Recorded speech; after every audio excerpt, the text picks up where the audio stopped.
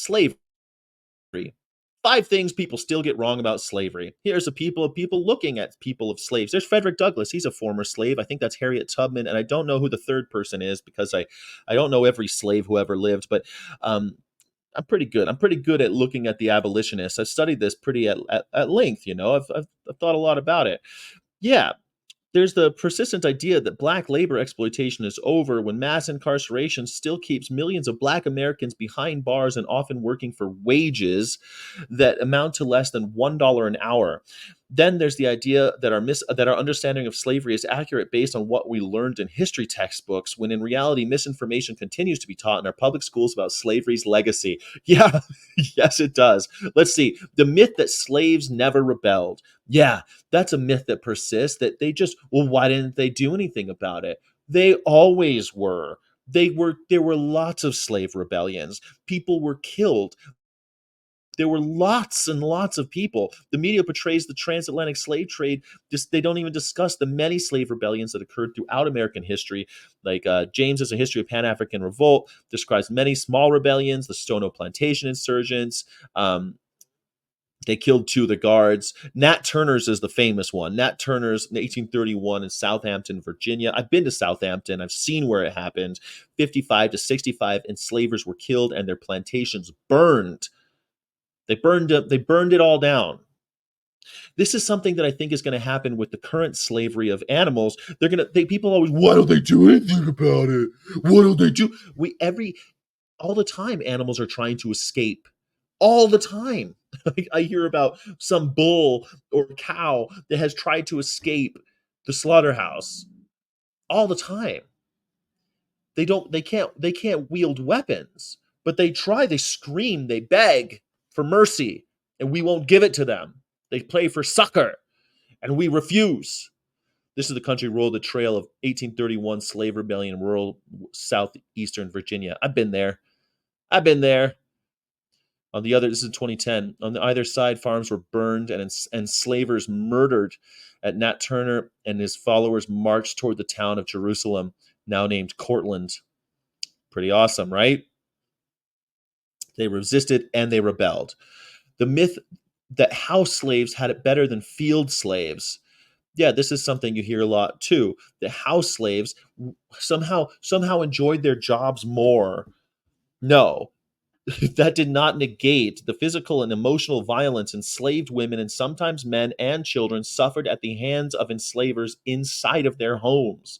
In fact, rape of black women by white enslavers was so prevalent that a 2016 study revealed 16.7% of African Americans' ancestors can be traced back to Europe. One of the study's authors concludes that the first African Americans to leave the South were those genetically related to the men who raped their mothers, grandmothers, and or great grandmothers. These were the enslaved African Americans within the closest proximity to those who spent the longest durations with white men, the ones who toiled in the houses of slave owners. There you go. Tragic.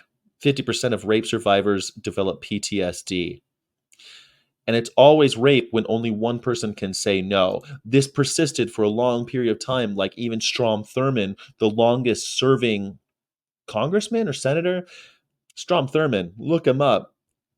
Longest serving racist South Carolina. He was in there for like 80 years. I think he was 80 years he was serving. He was in power forever.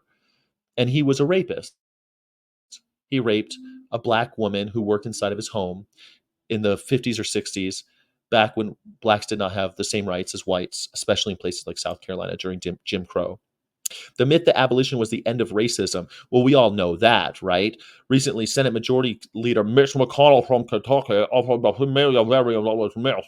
He talked like this. For something that happened 150 years ago. He opposed reparations for something that happened 150 years ago. To a Kentucky Republican, the descendants of enslavers, slavery simply was, and then it just wasn't, as though the battlefield had leveled the playing field when it came to race. Of course, you can legislate slavery away, but you can't legislate racism away. And as you see, this photograph for coloreds only was water fountains for black people in public. that would not be acceptable for a white person to do it. It's undated, but I guarantee you this was taken probably in the 60s. The Jim Crow, segregating neighborhoods and refusing to hire black workers on non-discriminatory basis. Something did happen 150 years ago. Slavery ended, but the institution's influence on American racism and its continued impact on African Americans is still felt today. The myth that history class taught us everything we needed to know about slavery. Bullshit. History class, people are stupid. They don't even know. Look at this lost cause. This guy's still flying the stars and bars. What year was this taken? Yesterday? When federal government pulled the last troops out of the South in 1877, it was also done by suppressing the rights of Black Americans and elevating the so-called lost cause of enslavers. New Confederate State of America, a Tennessee-based group, held a protest of retaining a statue for Confederate General Robert E. Lee, located on Monument Avenue in Richmond, Virginia. I've been there. I remember that. I was there in 2006, 2007. I remember seeing Robert E. Lee, and I was like, you guys still have statues of these Confederates? This is ridiculous. This is way before. I was way ahead of the curve on this one. The Lost Cause is a distorted version of Civil War history. A number of Southern historians began to write about slaveholders were noble and had the right to secede from the Union when the North wished to interfere with their way of life. Still today, if you listen to people who are reenacting Civil War battles, they'll say Union soldiers for the cause of freedom. I don't know, but they'll say that Confederate soldiers were fighting for states' rights. Go to the South, ask them about the war. That's what they'll say. Still today. And they learned that in school. And the fifth thing is the myth that slavery doesn't exist today. More than 2.2 million Americans are incarcerated, 4.5 million are on probation or parole. African Americans make up roughly 13%. But that's not even that. That's just this is a Ferguson unit. There we go. In 1997, picking cotton as as slaves. Picking cotton in America as slaves because they're incarcerated, usually for ridiculous small crimes. But nonviolent criminals, they're allowed to be slaves. Over 90% of the prison and jail populations of the South were black through the 1920s. 90%. From sun up to sundown, they worked under the watchful eye of brutal whipping bosses. Of course, this is something that I think we all need to know, that it's a year to remember slavery's origins, but this is just talking.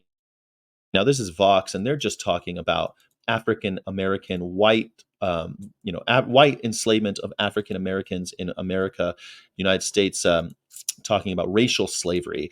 But here's the thing. Here's the thing that I think. Here's the sixth thing that people get wrong about slavery. Since the beginning, since philosophy's first nation's philosophy, they talked about how all animals are born slaves, and some people who are more like animals are also born slaves. This is Greek philosophy.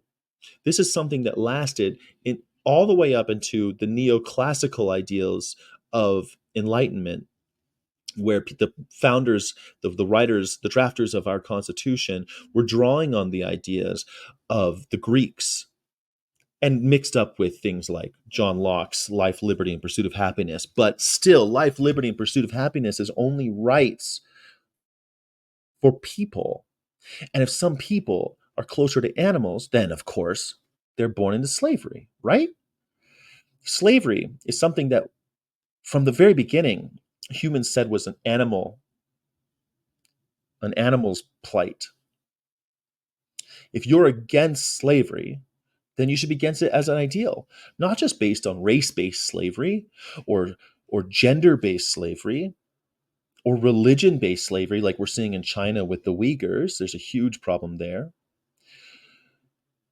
Species-based slavery, which is the earliest form. If you're against slavery, then take a stand. Otherwise, I don't really believe you. I don't think you have a leg to stand on. Slavery is alive and well in America. It's alive and well all over the world. And I think it's up to you to fight it. People always ask me about why am I vegan, and I like to tell them I'm just a guy who hates slavery. Really, really hate it. I don't like Nazis either. That's just me, Bartleby. But it seems like humanity still loves Nazis and still loves slavery. So I say, oh, Bartleby. Oh, humanity.